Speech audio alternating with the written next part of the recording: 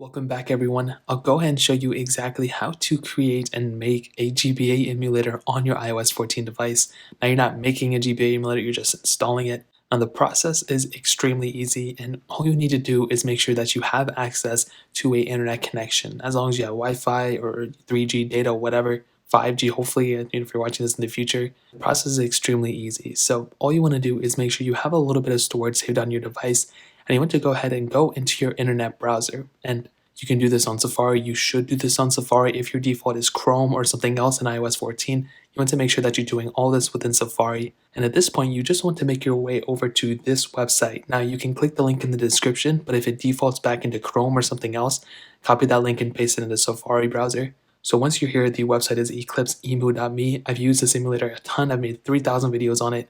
But since iOS 14 came on, it's good to make another video on it. So once you're on this web page, all you want to do is click Get, which is right there, and you'll see a couple of different options. You want to go ahead and click Play Online.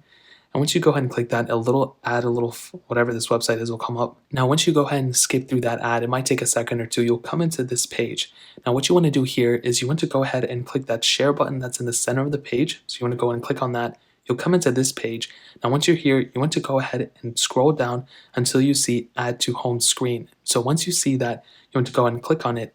You'll get into this little section right here, and all you want to do is click Add, which is on the top right corner. And once you do that, you'll see that the Safari browser will automatically close. I think that's new. And it'll go ahead and show you exactly where that new Eclipse emulator is. So as you can see, it's right there. Once you click on it, you'll come into this little splash screen and then this specific page, which may look exactly like the page we were just at, and that's exactly where you want to be. So at this point, you want to go ahead and click Setup Eclipse. You want to go ahead and click whatever way you want to do it. You can also change the skins on it. You can go and click Continue. You'll come into this thing. You want to go and click Agree and Continue. You want to see this thing again. Scroll down, click Close Setup, and you'll come exactly into this page. Now, this is the page you want to be at. And if you got this far, then you're extremely good and you're pretty much almost there. All you want to do now is find the GBA ROM that you downloaded onto your device. Now, hopefully you have them already on your phone. If you don't, you can always go into Google, search up whatever you want to, do it legally. Again, I'm not responsible if anything happens. This video is for educational purposes. I have to legally say that. So once you see the empty library, you want to go ahead and you have the game installed on your phone. You want to go ahead and click plus, which is up here. And once you see it on your phone, you want to go and click plus, which is up here. You want to go and click the specific one you want. Now, in this case, I'm going to go ahead and click upload. You'll come into this little section. You want to go and click browse. And I'll go ahead and take you straight into your file browser. Now in this case, you want to find that specific GBA ROM that you downloaded. So in this case, my GBA ROM is right here. So I can go and click on it and it'll go ahead and take me here. And you will see that it'll start booting up. And this is pretty much how you do it. The game will just load however you want it to. And you can go and save state. Now, the save state is a little bit weird. I would still recommend saving in-game. So as long as you save in-game, then the game will pretty much overwrite. And that's really pretty much it.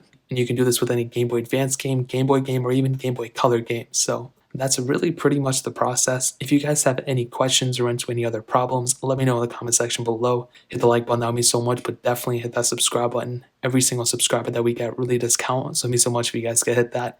Also check out the other links down in the description as well. My Twitter, my Instagram, my second channel. More importantly than everything else, I love every single one of you guys. Hopefully I'll catch you guys in the next video. Peace out till then.